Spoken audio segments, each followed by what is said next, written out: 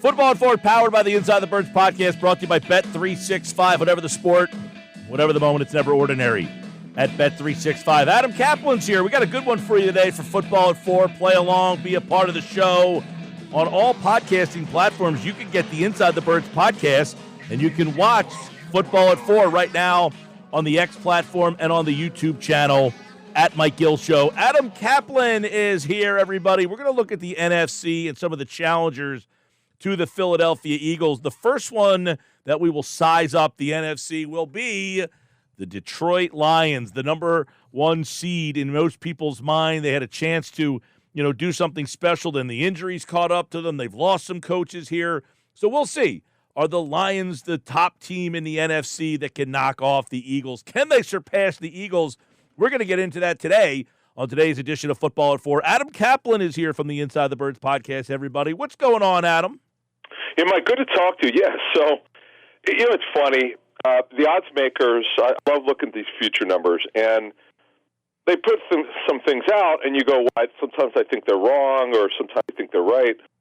I actually agree, and we'll get into odds later, as we finish the segment, but the odds makers, I'll just give you a little nugget. They agree with me. I don't think the Lions, who were my breakout team in 22, and they didn't make the playoffs, but they were 9-8. It was 1 year ahead of schedule, unfortunately, but then the next year they were great. But they've been great last 3 seasons under Dan Campbell, last 2 in particular. But, man, you mentioned the 2 new coordinators. That's a problem, and I discovered some other stuff as I was researching this team and asking for opinions from people I respect and just where the roster is. But, look, they've been, Mike, they were great last season. Just to give you an idea of how great the Lions were. By the way, the Lions play the Eagles in Week 11 on Sunday Night Football in Philly. They were the only undefeated team on the road last season at 8-0. That's just incredible. Did you know the Lions had, at one point, they had the worst road record in NFL history. It was during the Jim Schwartz era where you just go back to the 80s. So bad, but Dan Campbell's done a phenomenal job of turning them around. Yeah, absolutely. That's the team now. It's for real. This isn't a one-year wonder. This team's out there. Let's take a look at their outlook here. Last year, 15-2, tied with the best record in the NFL. They won the NFC North. Yep. They lost that game to Washington, though, 45-31. Not only their defense just completely fell apart in that game, and now they lose their coordinators. This is number 1 offense in the league last year, number 2 in yardage. But their defense, number 7 in points. They had the injury, and then people thought that would knock them out. Well, they still went 15-2. So you take a look at the overview and the outlook of that team. New coordinators is probably at the top of the list. Yeah, so let's get started with that. So you mentioned the offensive ranks. John Morton's the offensive coordinator. He plays for 1 season with the Jets in 2017. He didn't go well. He wanted being let go, and he kind of had problems with conditions with his players and getting buy-in from the system. His system is largely based on what he learned from Sean Payton. He called plays at USC for 2 years. They'll be a balanced team, but I just don't think, Mike, based on what I know, that he's anywhere close. Although I've heard some good things about Morton being creative. Ben Johnson is one of the most creative play callers I've ever seen in my time being covering this business. So this is a downgrade to me until he proves otherwise.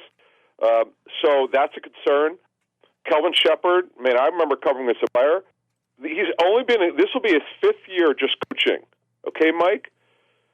Kelvin Shepard was a former linebacker. You remember him from a couple teams. Aaron Glenn, their former defense coordinator, he's now the head coach of the Jets. And this is his 1st year as a play caller. And again, this is only his 5th year coaching. That's a big deal.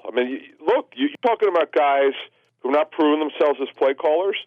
Now, I know the Eagles pulled off something unbelievable where they fire 2 coordinators, they bring 2 new ones in, and they win a Super Bowl. You can't count on that. Let's be real here. Vic Fangio was one of the best defense coordinators in NFL history. That's the difference. Kelvin Shepard's never done it before. So we have to be careful. And Kellen Moore obviously had called plays for that. So we got to be careful when we make the comparison. I think that is a big downgrade, Mike, and that's got to be a big reason, Mike, when you look at the numbers. Coming into last season, they had an 11.5 to 12 win total, depending which book you looked at. Their odds now are at the plus 100, Mike, to go over 10.5. So clearly, the money now is on them not being a great football team, probably winning division, but really not being that great. All right, Adam, some of the strengths of this team, because obviously you take a look at that. They made some changes to the roster as well. They lost a very, very, very key player to retirement. So some of the changes to their roster and then some of the replacements and what they did to kind of compensate for the losses there. All right, so here's what they lost in offense. Frank Ragnow, such a good football player, probably not a Hall of Famer, but one of the best centers during his day. He retired, a lot of injuries. And then Kevin Zeitler, the well-traveled guard, he signed with Titans. So Mike, this is a problem. We'll talk more about weaknesses in a second. So those are two big losses for them, particularly Ragnow. They cut Zadarius Smith, though. There's some people in the league who think that Zadarius Smith was signed for much less money to come back, and they do need rush help, which we'll talk about in a minute. Carlton Davis, who came over from Tampa Bay, he had some injury issues. He signed with New England, and Malfuano, who was a part-time starting safety, he signed elsewhere with the Dolphins. Now, what did they add, Mike? Tate Ratledge will replace Ragnow. He's a second-round center. Tyleik Williams, Brad Holmes, their general manager, has talked about being strong on middle. Tyleik Williams is a first-round defensive tackle out of Ohio State. Boy, one of my favorite underrated corners in the league, Jay Reed, a corner from formerly of the Jets and 49ers. He's really good. He replaced Carlton Davis in the lineup, and you know how much they struggled at corner last season. They got handled at times, particularly Washington, as you mentioned. By the way, they gave up 5 total touchdowns in that game. That game was at home. They got smoked. And Avonte Maddox. Now, Maddox he comes back to Detroit. From my understanding, he'll play safety and nickel. So, look, they added, but I think lost more, Mike. Now, their strengths, obviously, are at offense.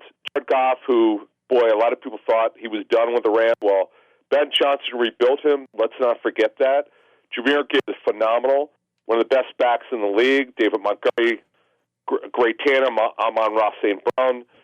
Great Jameson Williams, who's their explosive chess piece to go along with St. Brown. Sam Porter, who had a good offseason, who had over 10 touchdowns 2 years ago. And Sewell, who did not do well early in his career right tackle. Now he's one of the best in the game. And Taylor Decker is a solid left tackle. So their offense is a major strength. There's no question. Mike, they're the number one offense. And now defensively, Aiden Hutchinson's back from his broken leg. He's ready to go. But you know how much they missed him, as you mentioned. Kirby Joseph, one of the best safeties in the league, highest safety in NFL history. And Brian Branch, who talking to the Lions, he might have been their best coverage player last season. He could play slot corner. He could play corner, outside corner. He could play safety, but he's a safety for them. Their weaknesses are very obvious. Other than Hutchinson, Mike, they still have not developed a good enough pass rush. It was a problem against Washington. It was a problem 2 years ago. And you're asking those corners to hold up. They brought back Marcus Davenport. You might remember him from the Saints and the Vikings. Always hurt. They brought him back. They did not address. They addressed a 6th-round edge rush. You can't play a 6th-round rookie. So edge rush is a problem. The cornerback group, Mike, they're unproven at corner, no question about it. Terry Arnold was a first-round last year, was up and down. Registraw, second-rounder, barely played due to injury. He doesn't run all well. I do like DJ Reed, but they got to be better corner. So, Mike, to me, they're a 10 or 11-win team. This is not a Super Bowl team. When you look at the future numbers, you had to win the NFC North, plus 120, to be the number 1 seed, plus 100. The Eagles, Mike, have the shortest odds in the National Football League at just plus 325. Good stuff. As we're taking a look at, can the Detroit Lions, are they a challenger? Can they surpass the Philadelphia Eagles? You know, you take a look at their strengths and weaknesses. That offense is still pretty good with the skill position players, but you wonder how much Ragnow and losing Zeitler up there, losing 2 offensive linemen. Their line was a big reason for their success with all the offense. They have great skill players, but do you think they've adequately replaced those 2 guys? That will be a big, big question there. Well, Ratledge was a second-rounder. Now, what I've heard, he's from Georgia, by the way, not everyone in the National Football League I spoke with, particularly offensive line coaches, were big fans of his. They thought he was probably a little bit overdrafted. And Christian Mahogany out of Boston College, who came back from a major injury, he's expected to start at left guard for Zeitler. That to me, Mike, is obviously a major downgrade. That's a problem. Graham Glasnow is the right guard. He's a solid player. turns 33 next month, so he's near the end of his career. This no longer, Mike, looks to be the offensive line that we remember, one of the top two. Obviously, the Eagles are number one. That's a problem. And I'm telling you, John Morton, to me, is not Ben Johnson. We have to understand that. We have to acknowledge that. So that does concern me, Mike. Off the Lions, they were a team for 3 years, not anymore. I acknowledge they're good. I like the roster. It's not the Eagles, Mike. I know the Eagles had a bunch of turnover, but you know what? The Eagles are younger. I got problems with this thing. I see them being a Super Bowl team. There's no way they're getting the Super Bowl. They need two edge rushers, man. That's just not. They're not good enough on defense with the edge. Yeah, the edge rusher you mentioned, in some of the weaknesses there, they lost last year. Aiden Hutchinson.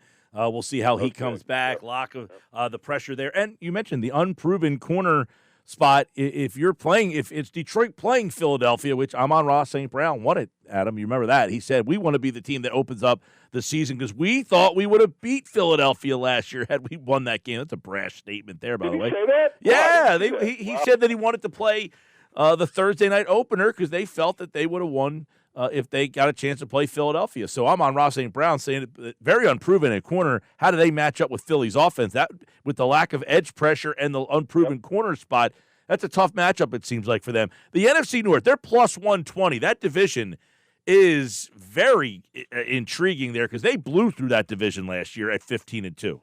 Yeah, and Mike, that's the turnover in their code, and they have more weaknesses this season. That's why they're not minus money. Now they are still the strongest favorite in that division at plus 120. But Chicago, Ben Johnson with his discipline, he stays in the division. They're super talented offense. They're going to be better. They're going to have more discipline. Green Bay is always good. They stink in the playoffs, but they're always now. Minnesota, we just don't know A.J. McCarthy. I'm very interested to see what he looks like. And they're kind of a wild card who have probably overachieved a little bit with Kevin O'Connell. But the bottom line is that division's better. I just don't see it with the Lions being this great Super Bowl team. They've been a great story. I've loved their rise when no one thought they can do it. It's been a really good story. But honestly, Mike, they're not going to be good. 15-2 is ridiculous. There's no way. To me, though, yeah, they'll probably win the division. Now, here's the next question. If it's not going to be the Lions to challenge the Eagles, and we'll talk more about this as we get through training camp and when I go on my training camp tour, is it, okay, well, a lot of people are thinking it's Washington, who came out of nowhere last season. Who else? Who else could it possibly be? Good question. You got Green Bay. Obviously, Minnesota's a wild card with the quarterback situation. And then the ultimate wild card, everybody loves, the new coach, the quarterback getting paired with the new coach. Could Chicago be that Washington from last year? That's the one, Mike, where I look, can they win 9 or 10? Yes. Can they be last year's or this year's Washington? That's a tough one for me. And I had someone who used to work with Johnson with the Lions tell me it's either going to be really good or really bad early on. Either the players will, because he coaches really hard, they're either going to buy in totally, they're going to be better than people think, or they're going to turn on him because they can't stand him. I thought that was kind of funny.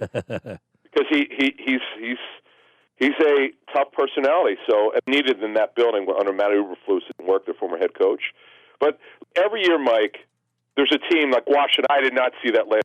Jeff and I and Greg Cosell, we all saw Daniels. We really liked him last year, but we didn't see them.